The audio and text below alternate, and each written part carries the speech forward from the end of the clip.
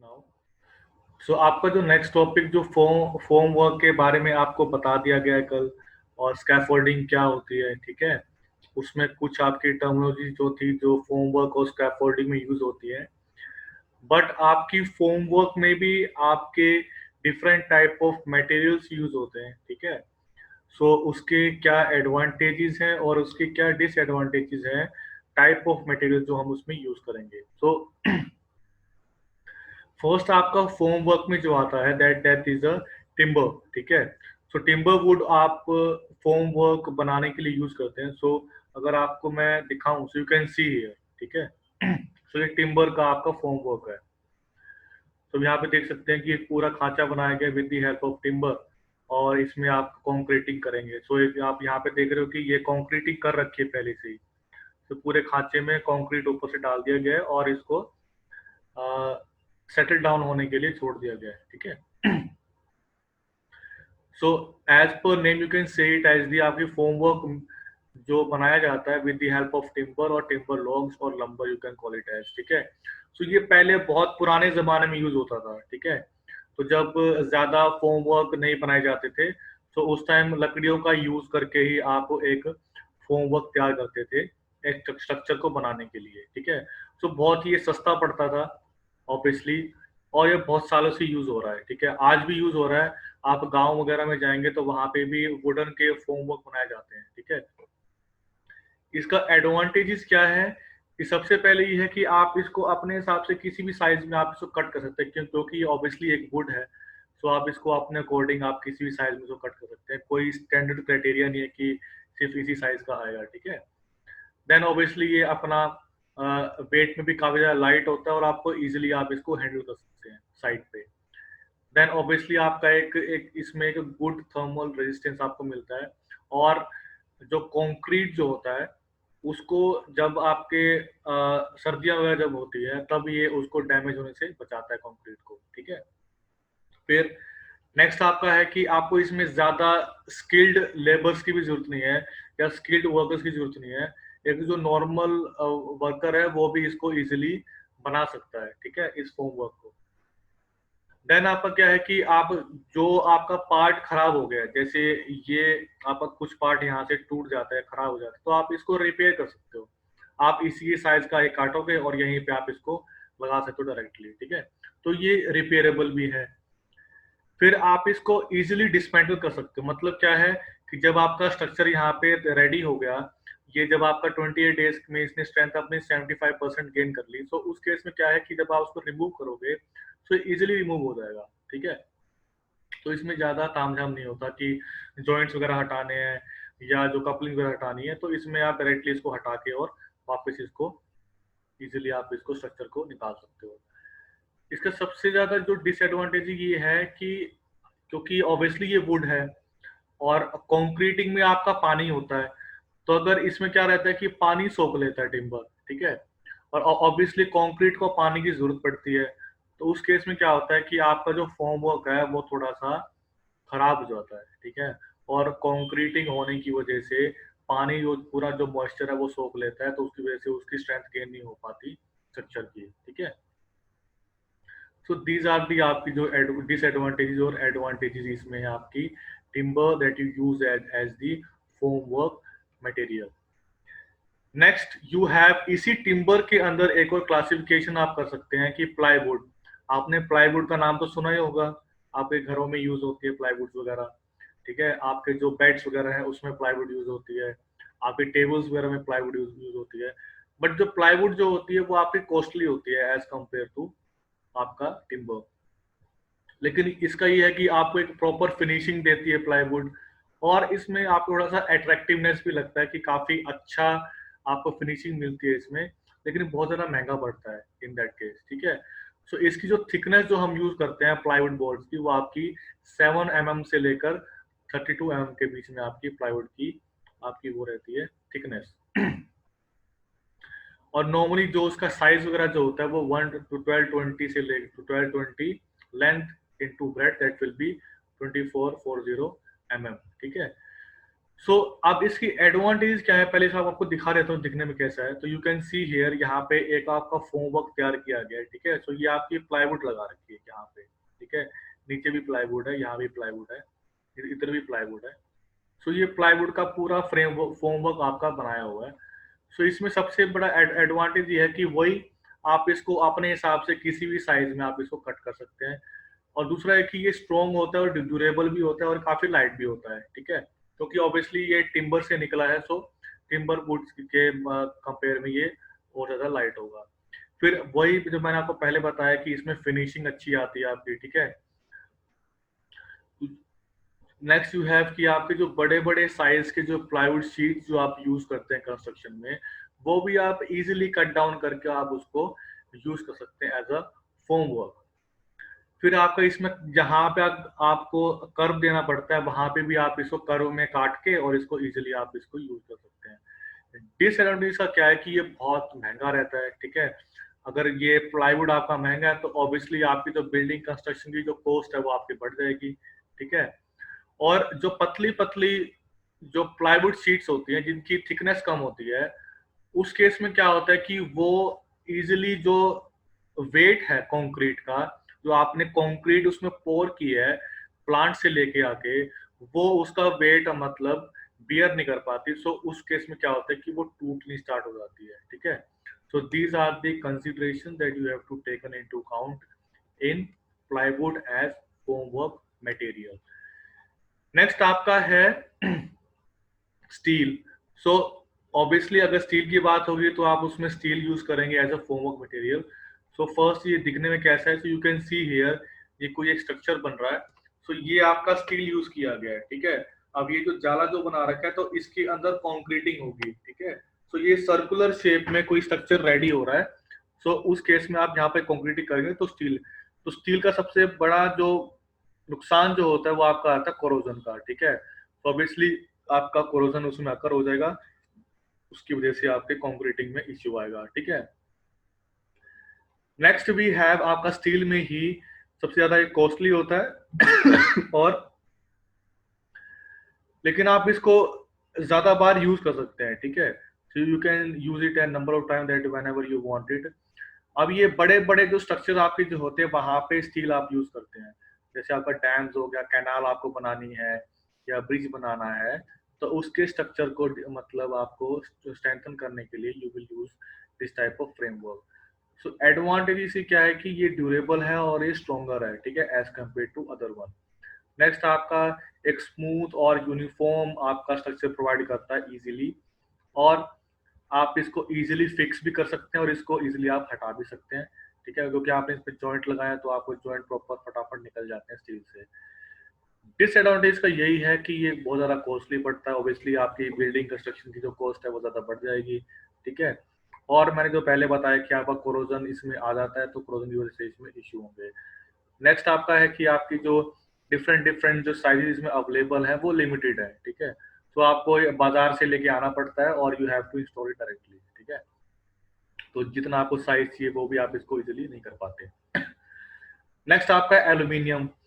So aluminium एक pre fabricated फोमवर्क है। सो ये ऑब्वियसली एल्यूमिनियम सबसे ज्यादा लाइट होता है और स्ट्रेंथ भी अच्छी प्रोवाइड करता है, ठीक है। लेकिन इसमें ये है कि आप इसको यू कैन सी हियर, तो ये एल्यूमिनियम का आपका फोमवर्क बनाया हुआ, ये रेडी किया हुआ है ना। You can see here.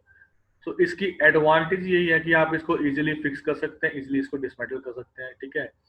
हाँ, बस ये है कि आप अगर इसमें जो कंक्रीट का जो लोड है वो ज्यादा है तो ये इजीली इसको बियर नहीं कर पाएगा। तो ये कहीं ना कहीं से आपका बेंड भी हो सकता है, कोई इश्यू भी आ सकता है, ठीक है। तो कई बार वॉल्स वगैरह में क्रैक भी आ जाते हैं। तो ये आपके aluminium as a form work material that you use, ठीक है। नेक्स्ट आपका फिफ्थ वन है that is plastics. So plastic आप इसमें यूज करेंगे as a form sorry form work material. So obviously plastic जो होता है वो आपका लाइट होता है वेट में, ठीक है। और लंबे समय के लिए आप उसको यूज कर सकते हैं, ठीक है। वो ज्यादा खराब भी नहीं होता है। और जो बड़े बड़े स्ट्रक्चर्स में जो हम यूज करते हैं वो आपका ग्लास और रेनफोर्स प्लास्टिक्स होते हैं या वैक्यूम फॉर्म प्लास्टिक्स होते हैं, ठीक है। तो इसके एडवांटेज जैसे आप यहाँ पे देख सकते हैं, ये प्लास्टिक का आपका खांचा बनाया हुआ है, ठीक है। तो ये काफी बड़ा वो बना रखा है। ये एक ये हो गया, ये दूसरा ये थर्ड वन दिस वन, ठीक है। पैनल टाइप बना रखा है, तो दोनों तरफ आपका बंद रहेगा और यहाँ से कंक्रीटिंग की जाएगी और इसको 28 दिन के लिए छोड़ दिया जाएगा और जब ये सेटल डाउन हो जाएगा तब इसको रिमूव कर देंगे इजीली, ठीक है। सो आपका क्या है कि सबसे इसका डिसएडवांटेज ये है कि बहुत ज़्यादा वीक होता है, ठीक है। गर्म होने की वजह से अगर हीट वगैरह ज़्यादा है तो उस वजह से इजीली मतलब ये कहीं से भी मुड़ सकता है, ठीक है। और इसका मटेरियल भी कॉस्टली होता है और ये ज़्यादा लोड नहीं ले पाएगा as compare to other form works, ठीक है। Next we have the magnesium, जिसको हम MgO बोलते हैं। तो MgO that is called as the magnesium oxide, ठीक है। सो मैग्नीशियम ऑक्साइड बॉन्ड्स इस तरह के होते हैं, यू कैन सी हियर, ठीक है। So these are this look like this. और इसमें हम मैग्नीशियम एक मेटल एलिमेंट होता है जो यूज करते हैं फॉर्म वर्क के लिए। और इसमें ज़्यादा कुछ खास नहीं है, बस ये है कि ये अपना लाइट होता है वेट में और आप इसको इजीली हैंडल कर सकते हैं। और ऑब्वियसली ये फायर प्रूफ और वाटर प्रूफ होता है। जो सबसे ज़्यादा इंपॉर्टेंट बात इसमें ये है कि सबसे ज़्यादा ये फायर प्रूफ और वाटर प्रूफ है। देन आपका ऑब्वियसली बायो फ्रेंडली रहता है और आप इसमें जो लोड्स वगैरह जो इंड्यूस होते हैं वो आप इसको इजीली रजिस्ट कर सकते हैं। बट इसमें सबसे ज़्यादा नुकसान ये है कि जो इसमें मैग्नीशियम क्लोराइड प्रेजेंट होता है इसमें, तो वो कोरोजन क्रिएट करता है रेनफोर्समेंट के साथ, ठीक है। तो रेनफोर्समेंट को हम सरिया बोलते हैं, ठीक है। तो जो सरिया आपका इसमें यूज होता है, वो सरिया के साथ अगर पानी वगैरह होगा तो उसकी वजह से कोरोजन क्रिएट करेगा। सो ऑब्वियसली इसमें ऑक्साइड है, ठीक है। सो उस केस में आपका ये उसके साथ रिएक्ट करके यू कैन आपका कोरोजन इसमें आ जाता है। लेकिन इसमें आपको स्किल्ड लेबर चाहिए, आपको प्रॉपर तरीके से इसको डिज़ाइन करना पड़ेगा और इसको इंस्टॉल करने के लिए भी स्किल्ड लेबर चाहिए। तो इसमें सबसे ज़्यादा ये एडवांटेज इसमें है, ठीक है। नेक्स्ट आपका सेवंथ आता है कि फैब्रिक। सो फैब्रिक आपका ये इस तरह का दिखता है। सो ये फैब्रिक फॉर्म वर्क है। सो ये सबसे बेस्ट आपका मतलब फॉर्म वर्क मटेरियल रहता है, ठीक है। हाँ, लेकिन ये है कि इसमें आपका सबसे वेट भी इसका कम होता है। एक तरह की आपकी सबसे नई टेक्नोलॉजी अब जो फोम वर्क की जो यूज हो रही है इंडिया में या अब्रॉड में, तो ये फैब्रिक फोम वर्क ही सबसे ज्यादा जनरली कंसिडर करते हैं, ठीक है। तो ये काफी सस्ता भी होता है, ठीक है। ऑब्वियसली वाटर प्रूफ भी है और ये जो कंक्रीट जो इसमें हम पोर करते हैं तो उसको इससे कोई इश्यू नहीं होता और आप इसको इजीली रिमूव भी कर सकते हैं हार्ड होने के बाद, ठीक है। और इसको अपने अपने हिसाब से साइज में भी इसको काट सकते हैं। इसका सबसे बड़ा जो डिसएडवांटेज एक ही है कि इसको इंस्टॉल करने के लिए आपको स्किल्ड वर्कर चाहिए, ठीक है, ऑब्वियसली। तो ये सबसे ज़्यादा इसका डिसएडवांटेज यही है कि आपको एक पर्टिकुलर स्टाफ रखना पड़ेगा इस चीज़ के लिए। तो जो लोकल अवेलेबल जो लेबर्स वगैरह हैं वो इसको इंस्टॉल नहीं कर सकते, तो उसके लिए स्किल्ड चाहिए, उसको ट्रेनिंग देनी पड़ेगी, तभी आप इसको इंस्टॉल कर पाएंगे साइट पे, ठीक है। So these are the different types of formwork that you use as per the material. So next आपका जो आता है कि एक आती है types of scaffolding. So scaffolding की भी कुछ टाइप्स वगैरह हैं। सो वो यू कैन सी हियर। तो जो हम बिल्डिंग कंस्ट्रक्शन में जो स्कैफोल्डिंग हम यूज करते हैं दैट इज आपका 7 टाइप्स की आपकी स्कैफोल्डिंग है, ठीक है। तो स्कैफोल्डिंग के बारे में मैंने आपको बता चुका हूँ पहले कि वो हम जो वर्कर्स वगैरह जो होते हैं, जो लेबर जो होते हैं, तो उनकी सेफ्टी के लिए वो यूज किया जाता है ताकि वो इजीली उसको यूज करके और वो बिल्डिंग का जो कंस्ट्रक्शन है वो कर सकें हाइट्स पे, ठीक है। तो ये आपकी single scaffolding, double scaffolding, cantilever, suspended, trestle, steel, patented. तो सिंगल स्कैफोल्डिंग में आप इसमें देख सकते हैं कि जब आप ब्रिक मशीनरी कर रहे होते हैं तो यहाँ पे एक तरह का फ्रेम बनाया जाता है, यू कैन सी हियर। तो यहाँ पे चढ़ के एक ये प्लेटफॉर्म यहाँ बनाया हुआ है। तो इसमें सिर्फ सिंगल होती है, मतलब इसमें एक सिंगल प्लेटफॉर्म होता है, ठीक है। तो इसलिए इसको सिंगल स्कैफोल्डिंग बोलते हैं। ये छोटी छोटी हाइटों के लिए यूज होता है, ठीक है, ज्यादा बड़ी हाइट के लिए यूज नहीं होता। तो इसमें एक ही प्लेटफॉर्म रहेगा लेबर्स के लिए काम करने के लिए। तो सारा जो मटेरियल वगैरह है, जो आपका ब्रिक्स वगैरह है, वो आपकी ऊपर पहुंचा दी जाती है और लेबर्स वगैरह अपने हिसाब से वहाँ पे जो मिस्त्री वगैरह होते हैं वो अपना इस हिसाब से बिल्डिंग का काम करते हैं, ठीक है। सो इसमें कुछ कंसिडरेशन होती है कि आपको जो डिस्टेंस रखना है एक मतलब प्लेटफॉर्म के बीच में, वो आपका 1.2 मीटर का होना चाहिए, वो सारे पैरेलल होने चाहिए, ठीक है। तो 2 से 2.5 मीटर का डिस्टेंस होना चाहिए उन दोनों के बीच में। तो ये कुछ कंसिडरेशंस आपकी हैं इसमें स्कैफोल्डिंग में। डबल स्कैफोल्डिंग में क्या होता है कि एक ऊपर हो गया, एक ये आपका ग्राउंड फ्लोर पे हो गया, एक ऊपर हो गया, तो ये दो दो आपकी हो जाएंगी, ठीक है। अब लेजर्स क्या होते हैं, लेजर्स आपके होते हैं, ये आपका प्लेटफॉर्म है जहाँ पे लेबर काम करेगा, उसके नीचे सपोर्ट के लिए ये लेजर्स लगाए जाते हैं, ठीक है, ताकि ये आपस में हिले ना लोड की वजह से। ऐसे ही आपका पुटलॉग होता है, तो जहाँ पे ये वर्किंग प्लेटफॉर्म है उसके नीचे एक और लेयर डाली जाती है, उसको एज दी पुटलॉग। और स्टैंडर्ड आपका यही चीज रहती है, जो साइड में आपके ये नॉर्मल जो आपका फ्रेम जो बना हुआ है, ये चीज call it as the standards, ठीक है। नेक्स्ट वी हैव दी आपका cantilever scaffolding. So cantilever scaffolding का मतलब क्या है कि आपको हवा में काम करना है। हवा से काम में करने का मेरा मतलब ये है नॉर्मली कि आपका ग्राउंड से कोई लिंक नहीं रहता, ठीक है। आपका ये काफी ऊंची हाइट पे जब आपको काम करना पड़ता है, तो आपका बिल्डिंग के साथ यहाँ पे एंगल पे ये नीडल्स वगैरह यूज करके और इसको कंस्ट्रक्ट किया जाता है, फ्रेम बनाया जाता है। और यहाँ से एक सीढ़ी यहाँ पे लगाई जाती है, तो सीढ़ी पे चढ़ के जो लेबर है वो चढ़ जाता है, या पुली भी यूज की जाती है उसको ऊपर चढ़ाने के लिए। तो ये आपका प्लेटफॉर्म यहाँ बना रखा है, यहाँ पे एक प्लेटफॉर्म बना रखा है काम करने के लिए, ठीक है। So this is known as the cantilever scaffolding. Next आपका है सस्पेंडेड स्कैफोल्डिंग। तो सस्पेंडेड से आप समझ जाएंगे कि उसको सस्पेंड करना, तो ऑब्वियसली आपका जो फ्लोर के साथ उसको कनेक्ट किया जाता है डायरेक्टली टेरिस पे, और यहाँ पे आप पेंट वगैरह का जो काम करना है या कुछ भी जो काम है वो आप यहाँ पे बना के इजिली कर सकते हैं, ठीक है। तो इस तरह की आपके यूज होते हैं। नॉर्मली इंडिया में आपने देखा होगा जिसको नॉर्मली हम वो स्टेयर वगैरह यूज करते हैं, तो स्टेयर जितना हाइट होता है उस हिसाब से स्टेयर यूज करते हैं, बट ज़्यादातर जो अच्छी कंपनीज वगैरह होती है वो अपने वर्कर्स की सेफ्टी के लिए ज़्यादा ध्यान देती है, सो उस केस में आप इस तरह की स्कैफोल्डिंग यूज करेंगे, ठीक है। Then we have the trestle scaffolding. So trestle scaffolding जो है वो ऑलरेडी मेड होती है, आप उसको डायरेक्टली मार्केट से बनी बनाई लेके आ सकते हो। तो ये 5 मीटर की हाइट तक के लिए यूज होती है, ठीक है। आप यहाँ से चढ़ोगे, ये आपका प्लेटफॉर्म बन गया, तो इसके नीचे व्हील्स होते हैं, ठीक है। तो ये व्हील्स आप इसको इजीली मूव कर सकते हो और आप इसको इस पे काम कर सकते हो। नेक्स्ट आपका है स्टील स्कैफोल्डिंग।